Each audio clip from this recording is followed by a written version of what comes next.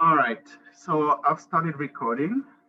So we are doing our seventh lab. It has to do with spectroscopy. Okay. It's it's entitled Emission Spectra Lab. Okay. So um,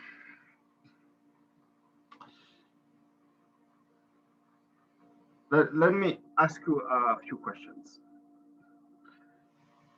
How many elements do we have on the periodic table?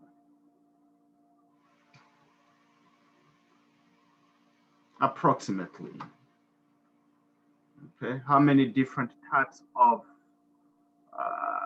atoms exist, or at least do we know? I think it's 119. Yeah, somewhere around there. Okay. Without counting the isotopes. And of those, how many occur naturally? How many do we find in nature? Because some of them are made in labs, right? We just produce them, make them in labs. Okay, not all 118 occur naturally on Earth, or 94. Yeah, 99, about 90, about 92, right? About 92. Okay. Um, um, and we distinguish them by the number of protons, of course, in their nuclei. Okay. The one that has the smallest number of protons is hydrogen, with only one proton in its nucleus. And the one that has the highest number of protons of those that occur naturally is uranium, okay, with 92 protons. Okay, those are the ones that occur naturally. Not just on Earth, but in the entire universe. Now, you may ask, how do we know those are the ones that exist in the only ones that exist in the entire universe? Okay, and that would be a very good question. Okay.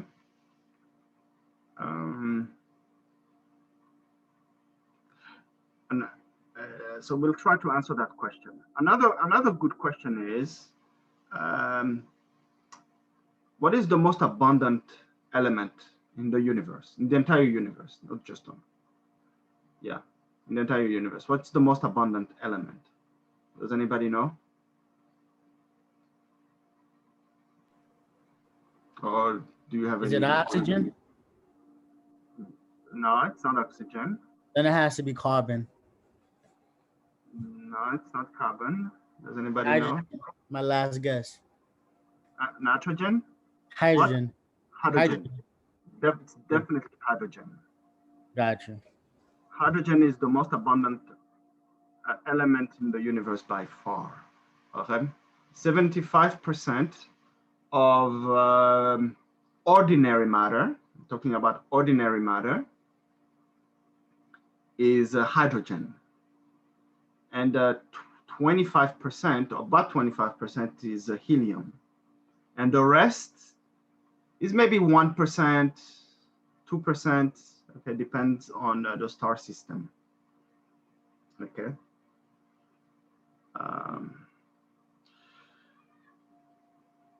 Yeah, and the elements, and does anybody know where the elements come from, how they were made, how they were produced? God made them.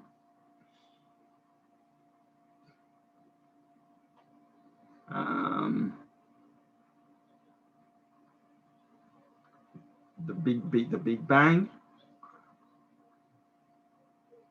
The Big Bang itself, 14.7 billion years ago, produced hydrogen and helium, only hydrogen and helium. And the others did not exist for another 1 billion years, okay, until the stars were formed, 1 billion years after the Big Bang.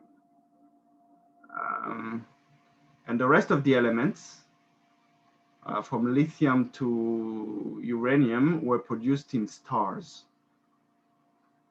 They were produced in stars. How do we know all of that? Well, there's a lot of evidence, and of course, we're not going to discuss that today. But at least, if we want to know what the atmosphere, for example, of a planet like Jupiter or Mars or Saturn and or a star, what they are composed of, what do we do? Do we have to go there? Do we have to go to all those stars and planets to know what their atmospheres are composed of? If there's water there, if there's oxygen, and if there are ions? The answer is no, we don't have to, okay? How do we do it in practice? We study the light coming from them, okay? That the light that reaches our telescopes, okay? So that's what we do. We use spectroscopy, what's called spectroscopy, okay? How does it work?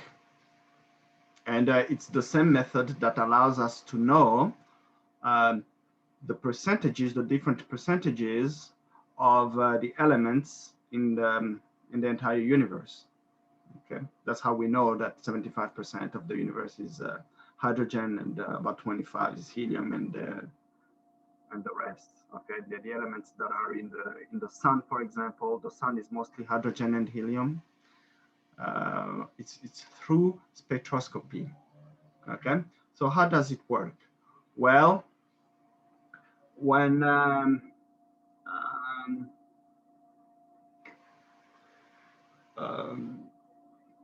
when you shine light through a prism, for example, okay.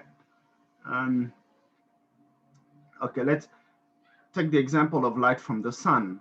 Okay, the light from the sun, we call it white light. Okay, because it's a mixture of all the colors of the rainbow, right? And the mixture of all the colors of the rainbow gives us white light. Okay, when that light passes through a prism, okay, we are able to separate all those colors, to separate all those colors that are in the mixture into different colors of the rainbow. Okay, but it so happens that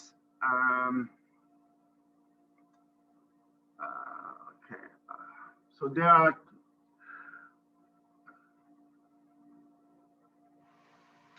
if you have a let me find a good example that will make you understand.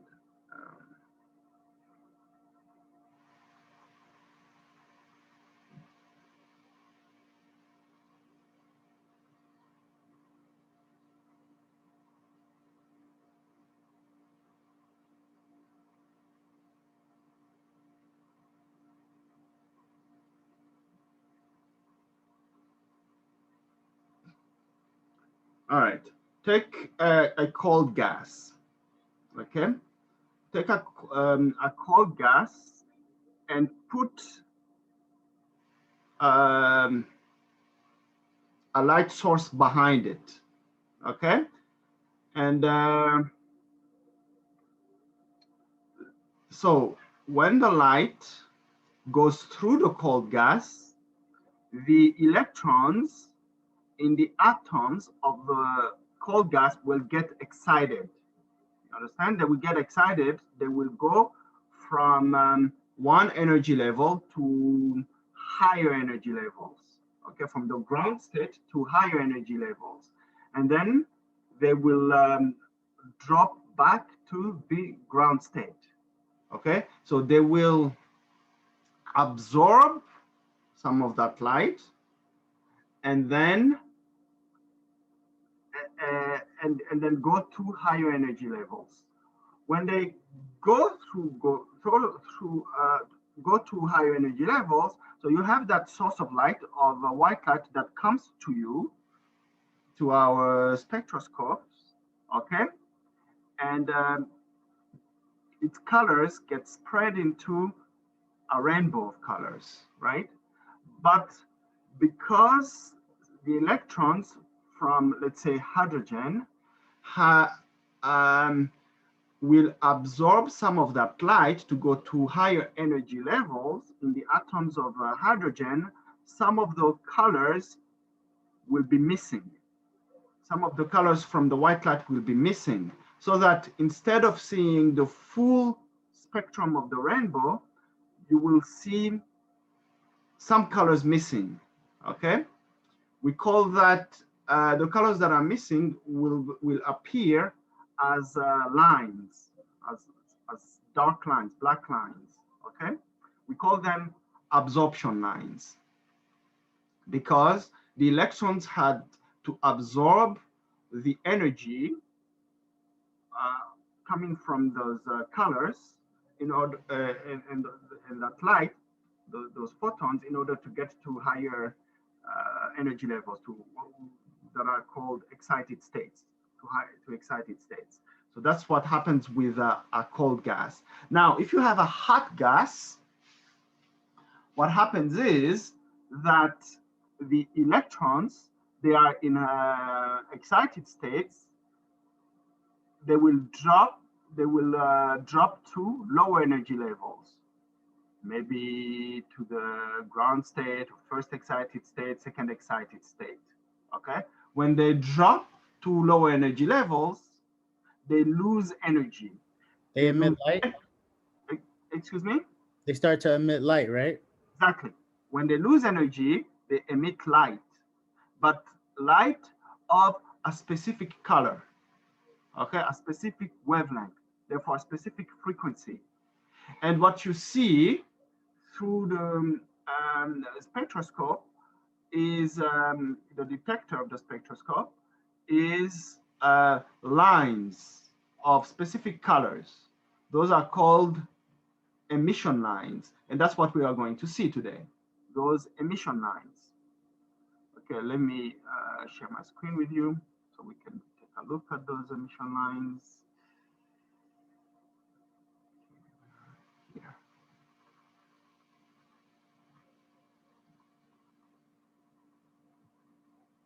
All right. Can you see my screen? Can you see the spectrum of, I think Yeah, we can see it. You can see it, okay? So here, what you have is, maybe, let me go back a bit.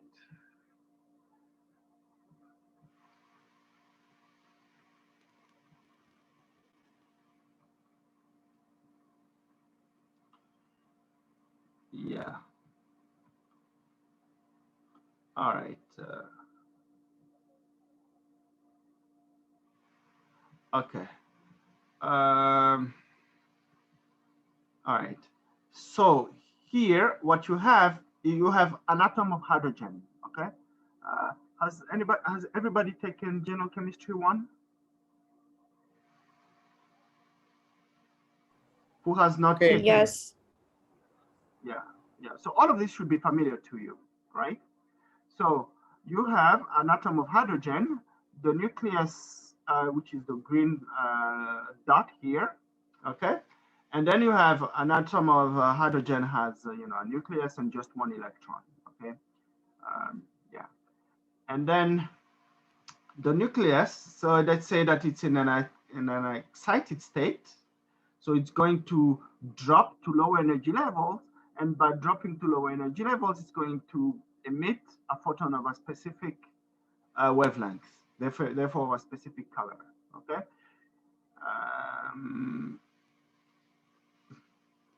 So when it drops from the second, it may drop from the second to the first excited state, so that's level 2 here, that's the first excited state, to the ground state, That's level 1 here. Or from the 3rd to the ground state, or from the 4th to the ground state, to the 5th, and so on and so forth. Okay, we call all those lines, the lines that are produced on the detector, the Lyman series. And then you have the Balmer series, and the Paschen series. Okay, when they drop, the electron drops to the first excited state, level 2, or to the third excited state, level 3. I believe in our lab we are going to study only the Balmer series. Yeah. Question. So like the specific light that's being emitted, right? Will that specific light dictate like where in what state, in what excited state did the new electron fall from? Absolutely. Okay. Absolutely. Yes, that's correct. That's correct. And so this is what you get. So the detector, what will you see on the detector? What you will see is, I should probably,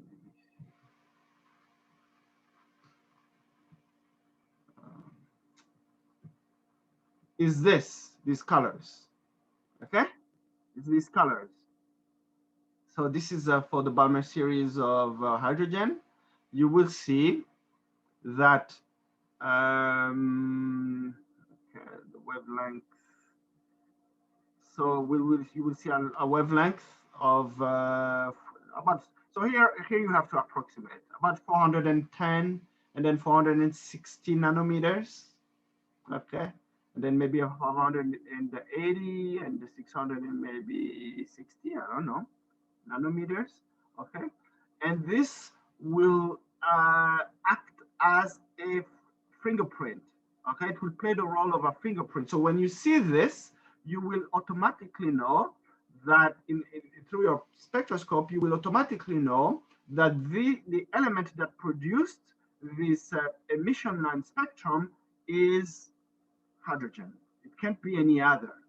Okay, it's like the DNA of hydrogen, or a fingerprint of hydrogen, because for a different element like helium, if I click on helium, it looks different, completely different.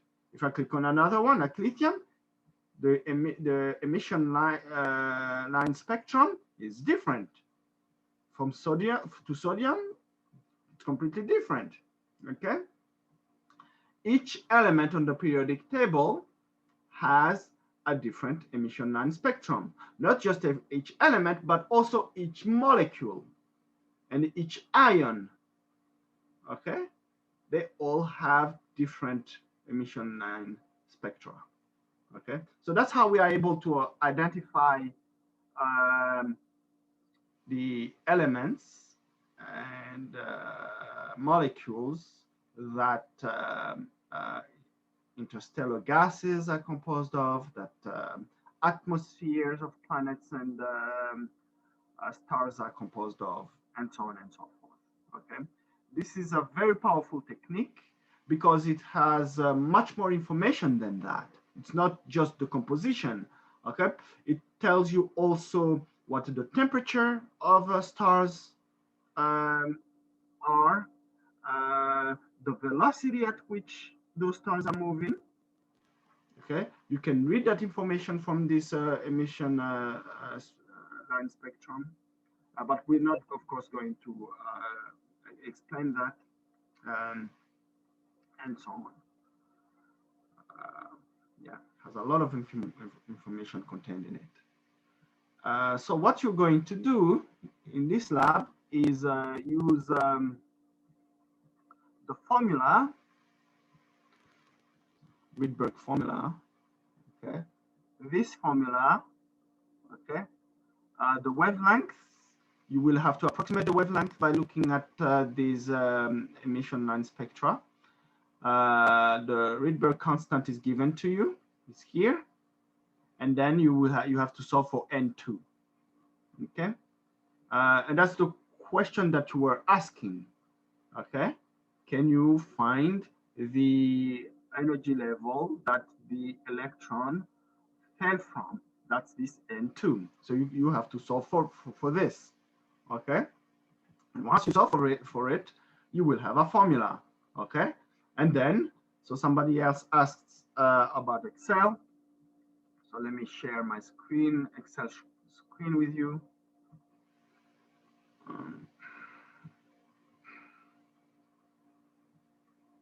So we have Excel. Okay. So what you can do is, let me make a table. So let me say, can you all see my Excel screen? Yes. Yes. All right. So wavelength. Okay. So it's wavelength, and then N2, N2. Okay. Let me say this is.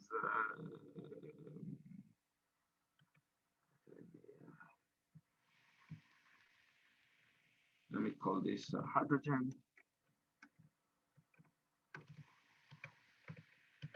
Hydrogen. Okay. All right. So let's see. Let's say that I see an emission line of hydrogen appearing at 420 nanometers. I'm making this up. Okay. I don't know if that's true. Probably not true, but I'm making this up just to give you an example. Let's see that I see another one appearing at 530 nanometers. I see another one. Okay, because as we've said so many times in this course, a wavelength corresponds to a specific color. I see another one corresponding to 610. Okay, maybe this is the color, I don't know, green, I don't know. Another one appearing at 680. Another one appearing at 700. Okay? And I want to know what the N2 is. Therefore, the energy level that the electron fell from. Okay? Since we are considering the Balmer series, that means that all these electrons fell to the level 2, right? That's why you have 1/4 in the formula, because it's 2 squared. 1 over 2 squared, 1/4. So they fell to the first excited state. Okay. What's the N2 they fell from? Let me make up a formula. Okay, you'll have to solve for N2 yourselves. They gave you the formula, so you'll have to solve for N2. Okay, but let me make up a formula. Let's say that N2 is so equals. Okay.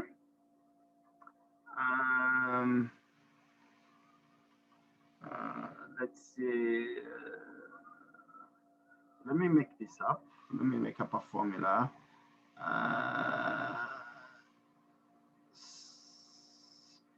3.548.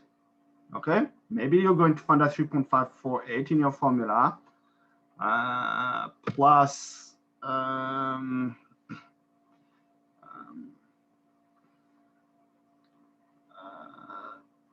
34, I don't know, 9, okay, divided by the wavelength. Okay, I'm making this up. Okay, the wavelength. Okay, and then I press enter. Okay, this is supposed to be an integer, because it has to fall from N2 has to be an integer, but this is not an integer, so maybe let me run this.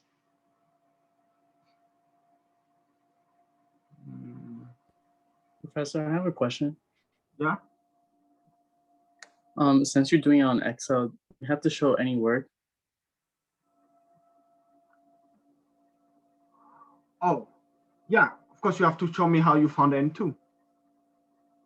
Right, but if you're doing it through Excel, how are we going to show you a word? No. But because you will no. Excel is just gonna help you get the answers. Okay. Oh, you mean all the steps? No, well, okay. So in writing your lab report, do show me the steps that you used for getting N2. Okay, and so that will give you the formula for N2. Once you have the formula, you can give me tables, a table for hydrogen, a different table for helium, a different table for lithium, and so on. And since you will have showed me how you got the formula, if you write down just the wavelength and then 2 corresponding to that wavelength, that will be sufficient. And then you can tell me that you got N2 through Excel. That will be sufficient. You don't have to calculate to show me the steps for each wavelength. Okay. Does that answer your question? Yeah. Thank you. Okay. So let me write down something realistic. So this Professor, is. sorry, can you repeat again what you did for the 35.48? Can you repeat that step again? Sorry.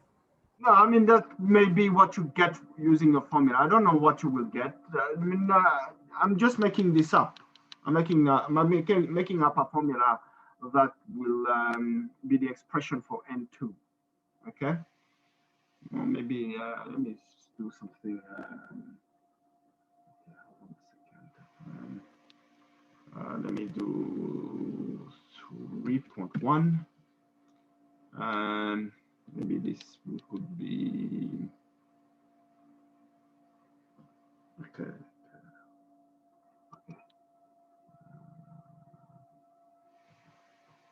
Okay, let me see.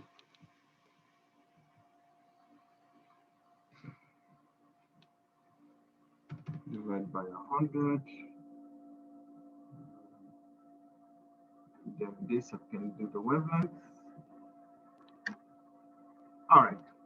Okay, 7.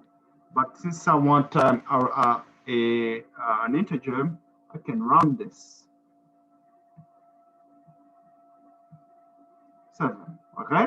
This would mean that to get the color, the emission line color corresponding to a wavelength of 420, the electron fell from an energy level that has N2 equal to 7. You see that? Let's say that, so, and how did I get 7? I got this formula, 3.1 plus lambda, which is the wavelength, divided by 100. So you see, and then how do I get the answer for all the others? I just copy, you see, get the black cross, copy, and I get the rest, okay? To get a wavelength, the N2 corresponding to a wavelength of 530 is 8. The N2 corresponding to 610 is 9. The N2 corresponding to 680, or the energy level corresponding to a wavelength of 680 nanometers is 10. Okay. Of course, I shouldn't get a second 10 here. Is because, of course, I'm using the wrong formula. But that's what I would. That's what basically you're supposed to do. And if you want to do it for another element, so if you were doing this correctly, you wouldn't have a 10 at the end. Okay, you wouldn't have 2 N2s that are the same. Okay, and you want to do this for another element. For helium, for example, just copy this, Control C, go here, and when I paste, make sure I paste the formulas. Okay, I can choose formulas and number formatting, source format. Okay. Yeah, formulas. Which one is best? Yeah, formulas and number formatting. I think that's better. Okay. You see that I'm getting. Yeah, this is the best option. And then you can change this boldface, and then hydrogen center, bold, and turn hydrogen into helium. Okay, let me finish this first, and then change. So you see the formula now. The wavelength is f4, which are these wavelengths. So let me erase this. So you don't even have to copy the formulas. All you have to do is enter the right wavelength. Let's say this is 390, and then the emission line wavelengths for helium. Let's say they are 390, and then 450, and then they'll be different from those for hydrogen, and then 500, and then 690, and then 760, and you would get these answers. So you see, I never even entered any new formulas. All I did is to enter the wavelengths, and it was done in just a few seconds. And then you copy and paste for a new element. And of course, I shouldn't get 8 twice. Should not happen. Okay, it's just because I'm using the wrong formula. If you use the right formula, you will get all your N2s that are different. Oh, Dider, sorry, can you show again how you did the copy and pasting thing? Like you copied one, like one of them. Control-C. So I selected Control-C, right? And then I went to paste. Okay. Drop down menu, and I chose formulas. Okay. Okay. Hold on. I have to choose where I paste it. Okay. Paste. Okay. Formulas, or formulas and number formatting if you want. Okay. And then you make changes. And so instead of having helium, which one is it? Neon or something? Okay. And that's all. And then you change all the wavelengths. See? So how long is this gonna take you? Probably took me 10 minutes because I was explaining, but when you do it, you actually do it, shouldn't take you more than 5 minutes. Any questions? I had a quick question. Did you want us to round the numbers, or can we keep it to 2, 3, 6? You mean for N2? Yes. N2 has to be an integer. Okay. It has to be rounded. Because when I tried to do it, it gave like a decimal. So I was just wondering. Yeah, it's because you are approximating the wavelength. Okay. How many approximations you are making here? The wavelength is being approximated. Rydberg's constant is probably, I don't think it's exact. I'm not sure. There are many approximations. You are approximating the wavelength. So of course you're not gonna get a whole number for N2, but because you know the theory, because you understand Rydberg's formula, you know that N2 has to be a whole number. So you have to round. You must give me an integer, a positive integer. Okay. Yeah, if it's not a positive integer, then you are showing that you don't understand the formula. Any other question? Yeah. Oh, sorry, you go. I was just gonna ask, can you quickly repeat how you programmed the equation to like auto go through into each cell? Okay, so let me erase this. Okay, so you see here I have a formula. Okay, let's say I entered this formula. You see it? Yeah. You need an equal sign before you enter the formula. Without the equal sign, it's not gonna work. Okay? Yep. And then you place your cursor. Okay, so you see the green box has 4 corners. Okay? Yeah. You place your cursor, so you see my cursor is white. Uh-huh. It's a white cross. You place your cursor at the lower right corner of the green box, and the cursor becomes a black cross. You see that? Yeah. And then you click and drag down while still clicking, okay? Okay. On your mouse, yes, okay? Yep. You click and drag your mouse until you reach the bottom of your table, and then you release, and all the formulas are copied automatically. And then those values will change as the wavelengths change? Yeah, I should have done it that way. Okay. Let me go back. Okay. So, yeah, let me do. Okay. So, let me erase. Let me go back. All right. So you see that? Let's do it again. So there are no formulas here. So you see, there are no formulas here. The only formula is on the top row. Okay. So let's do it again and see if when I click and drag, you see that all the formulas change. Okay. Yeah. They change because you see here you have that you are calculating N2 for the wavelength, right, corresponding to I4.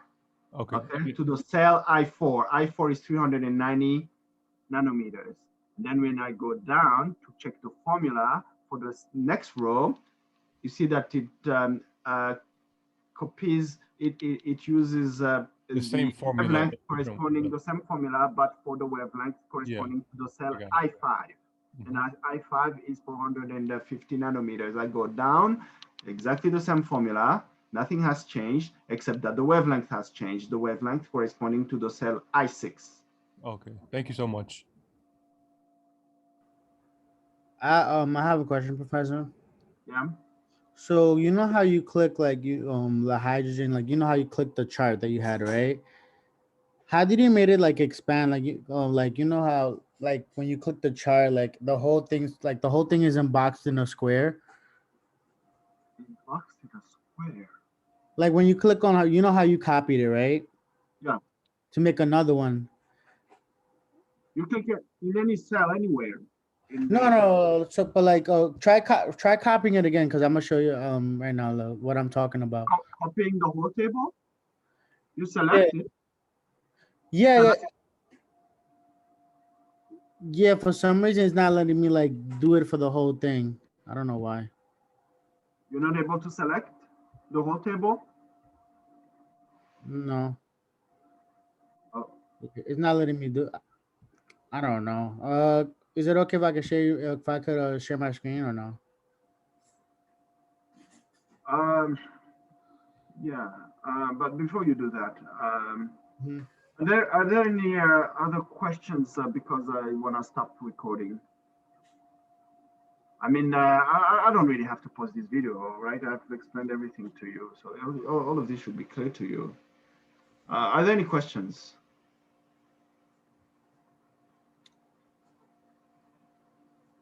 Before I look at your individual questions while you are doing your lab. This is an easy lab, isn't it? This shouldn't take you long. All right. Shannon wanted to know how do you get the square root function in Excel. I don't know if you answered that already. Oh, square root. Okay. So let's say, okay, that's easy. Square root of 4, or okay, equals SQRT, and then parentheses. Okay, and inside the parentheses, I enter like I don't know, square root of 9. That should get 3. Enter. I get 3. See that? It's SQRT. And open parentheses, close parentheses.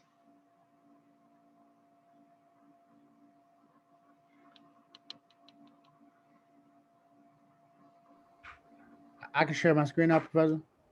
Okay, so let me stop sharing and recording then.